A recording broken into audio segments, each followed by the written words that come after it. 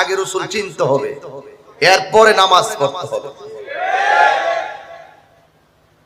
যখন আল্লাহর হাবিব এইভাবে সির মুবারকটা তুললেন, তোলার পরে আল্লাহর হাবিবের কপাল মুবারকে এবং চেহারা মুবারকের সামনে আল্লাহ পাক একটি আয়না ধরলেন।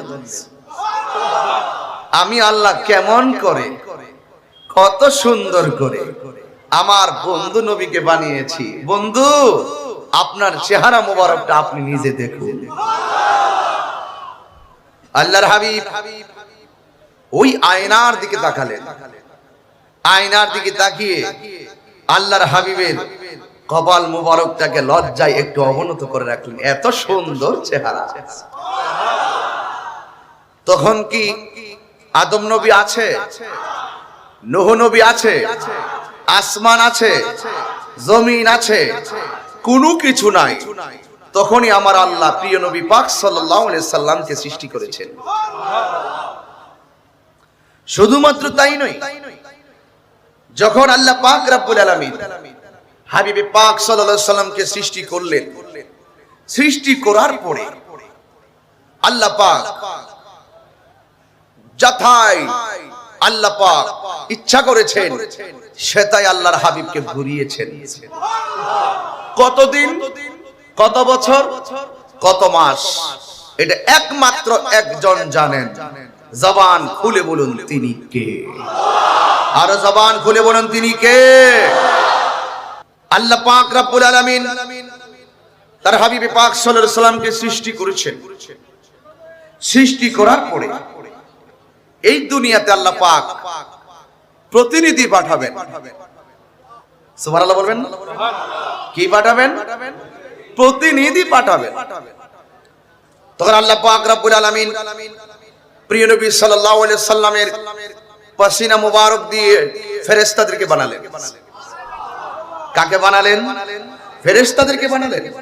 আল্লাহ পাক রব্বুল আলামিন যেই সময় প্রিয় নবী পাক সাল্লাল্লাহু আলাইহি সাল্লামকে বানিয়েছেন তখন কোনো কিছু নাই, কোনো কিছু নাই। আল্লাহ পাক রব্বুল আলামিন তার হাবিবের উপরে দরুদ পড়েন। গভীর মনোযোগ। আল্লাহ রাব্বুল আলামিন তার হাবিবে পাক সাল্লাল্লাহু আলাইহি সাল্লামকে সৃষ্টি করলেন।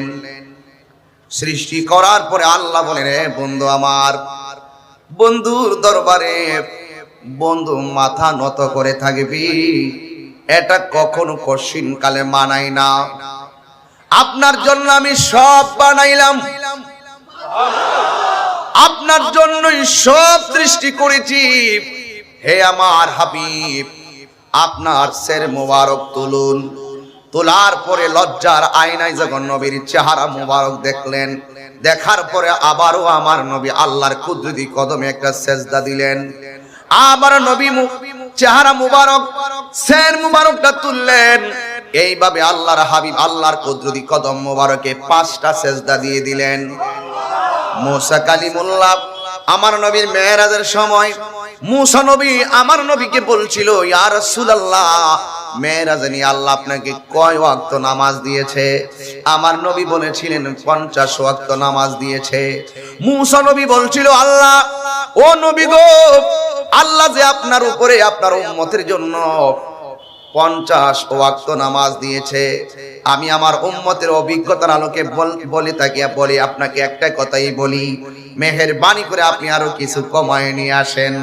এবার এইভাবে 5 রাকাত 10 রাকাত করতে করতে 45 ওয়াক্ত নামাজ কমাইলেন। এখন লাস্টে বাকি আছে মাত্র 5 ওয়াক্ত। এই 5 ওয়াক্তের বেলায়ও মুসা নবী বলছে, ইয়া রাসূলুল্লাহ, আপনি আরো কিছু কমায় নিয়ে আসেন।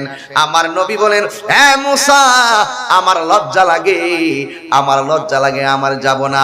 আরে মুসা নবী যেই বেদ জানে না সেই বেদ আমার নবী জানে। কারণ আমার আল্লাহ যখন মুসার অস্তিত্ব নাই, মুসা কালিমুল্লাহর অস্তিত্ব নাই, কোনো কিছুর অস্তিত্ব নাই, তখনই আমার আল্লাহ ওই হাবিবের 5টা সেজদার বদলতে উম্মতের জন্য 5 ওয়াক্ত নামাজ নির্ধারণ করে রেখেছে।